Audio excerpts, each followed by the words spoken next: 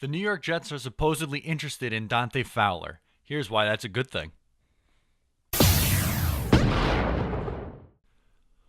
What's going on, guys? I'm Matt O'Leary back with another video. And before we get started talking about the New York Jets and Dante Fowler, I just wanted to first mention that you can follow me on social media at Matt O'Leary NY on Facebook, Twitter, and Instagram.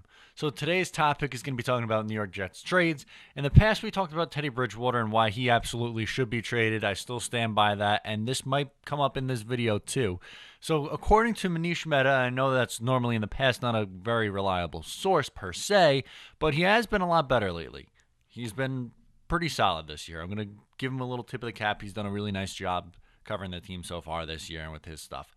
But anyway, he is saying that the Jets have supposedly checked in on Dante Fowler. And he is an outside linebacker and edge rusher who currently plays for the Jacksonville Jaguars.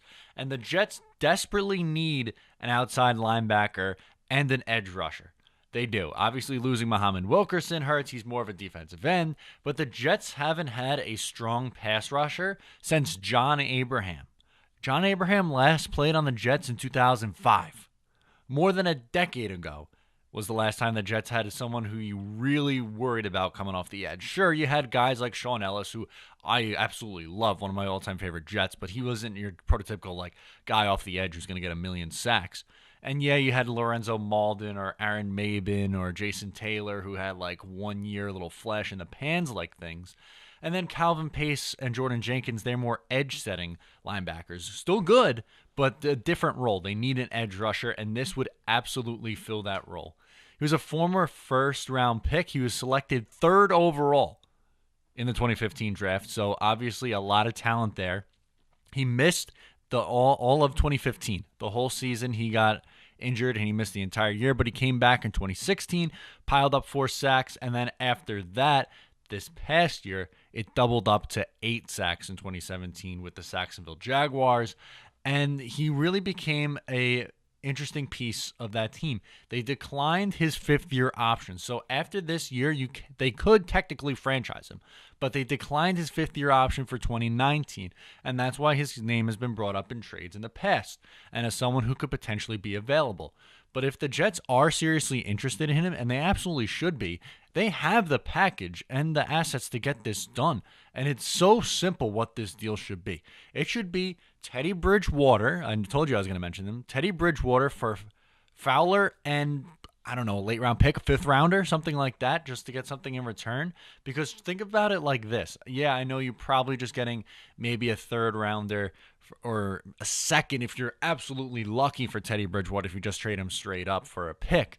But you're helping the Jaguars' needs, and the Jaguars are helping our needs. So the package is going to differ a little bit. I don't think it's necessarily going to be something straight up. I think the Jaguars would have to throw in another late-round pick in order to make it more even, because the Jets are giving up a quarterback for an edge rusher. But let me explain why. Obviously, with the Jets, they don't have an edge rusher right now. If I had to guess who would lead the team in sacks as they're currently constructed, I might go Jordan Jenkins. And yes, he's a good edge setter, a role player, but he is not a prototypical sack, the quarterback kind of outside linebacker. So this is desperately a position that they need. Like I said, they haven't had a good one since 2005. And for the Jaguars, their quarterback room stinks. You have obviously Blake Bortles, who I am still not sold on Blake Bortles. I don't think the Jacksonville Jaguars are, so let's get serious for a second. And then their backup's Cody Kessler. You want to put some pressure on Blake Bortles? You bring in Teddy Bridgewater. Let a fire under his ass. See how he plays then, at that point. Because Teddy is definitely better than Blake Bortles. And if Blake struggles early on in the year, you get off to a slow start, maybe you're 0-2 and he's thrown 4 picks so far, guess what? You could save the season and go in with Teddy Bridgewater. Because that defense is win now. Offensively, yes, they have Leonard Fournette, but I am not sold at the quarterback position. And that is the most important position on the football field, as we know. The Jets have an excess at the quarterback position for the first time in forever.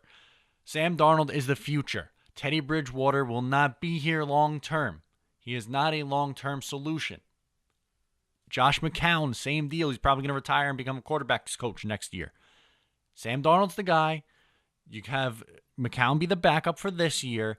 You trade away Bridgewater and you help improve the team in other areas. You don't need Teddy to sit there on the bench because he's going to walk after this year anyway because he wants another starting opportunity. He's not going to stay to be a backup. Makes too much sense for both of these teams. And if I'm Jacksonville, I'm Tom Coughlin, I'm making that call because I think it's worth it for them to get a quarterback who could potentially save your season if something goes wrong, which I think it could, with Blake Bortles leading the ship. And for the Jets, it's a position that they desperately need, and it's a huge upgrade for what they got. If you agree with me, comment below. If you disagree, I guess for whatever reason, you can comment below too, or you can get at me on social media at Matt O'Leary NY on Facebook, Instagram, or Twitter. If you liked the video, please give it a thumbs up, subscribe, and I'll talk to you next time.